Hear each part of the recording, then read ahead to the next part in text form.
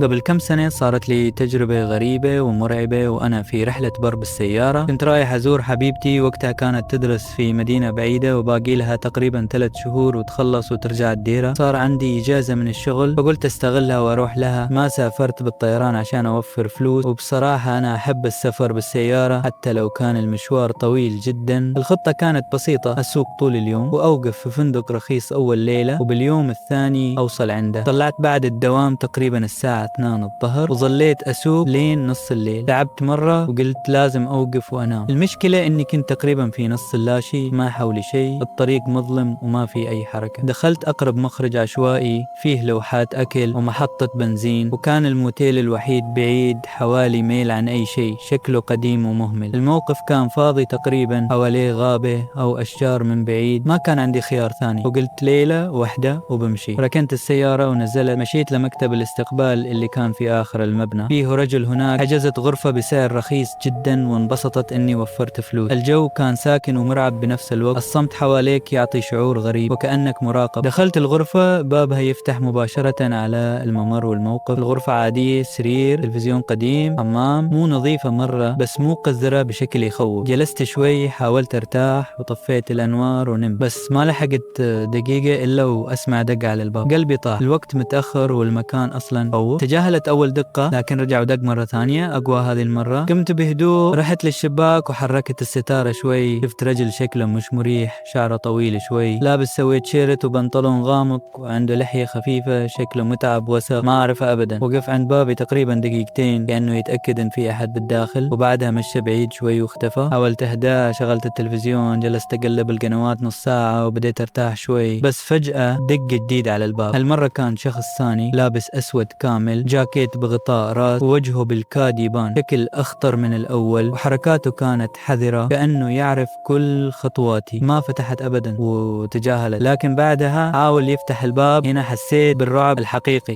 الحمد لله الباب كان مقفل. بعدها مشى وراح. عدت تقريبا نص ساعة هدوء، فجأة دق جديد. كان الرجال الأول، دق بقوة هالمرة ووقف أطول. كل الأنوار كانت مطفية من البداية بس التلفزيون شغال ونوره ضعيف. كنت متجمد مكاني، أحاول أتحرك، قلبي يدق بسرعة وأذني مش قادر تركز على أي صوت ثاني. بس الخطوات والطرق على الباب كانت صافية وواضحة. جلست أراقب من الشباك، وكل مرة يظهر شخص أو يتحرك يزيد شعوري بالرعب، كأن الليل كله صار يراقبني. وإذا حاولت التفكير بمنطق كنت أعرف إن ما في أحد حولي إلا هالأشخاص الغامضين، ومع هذا شعرت إنهم يعرفون كل تحركاتي. في النهاية بعد أكثر من ساعة من الانتظار والارتجاف قررت أصبر وأنتظر حتى يختفي كل شيء، وأخيرا مشوا وراحوا. نمت شوي بصعوبة ومدري كم ساعة، لكن في الصباح طلعت بسرعة وسقت على طول لين وصلت عند كلية حبيبتي. تخيل معي شعوري لما وصلت. الخوف ما راح طول اليوم، وكل مرة أفتكر المشهد يرجع الإحساس. قبل ما أكمل لا تنسى إذا عجبك الفيديو اضغط لايك، شاركه مع أصحابك واشترك بالقناة. ما عرفت مين كانوا ولا وش كانوا يبغون، بس متأكد إن الليلة ذيك ما أنساها طول عمري. وإذا صار معك أي موقف غريب أو مرعب زي كذا شاركه معنا في التعليقات وخلينا نعرف قصتك.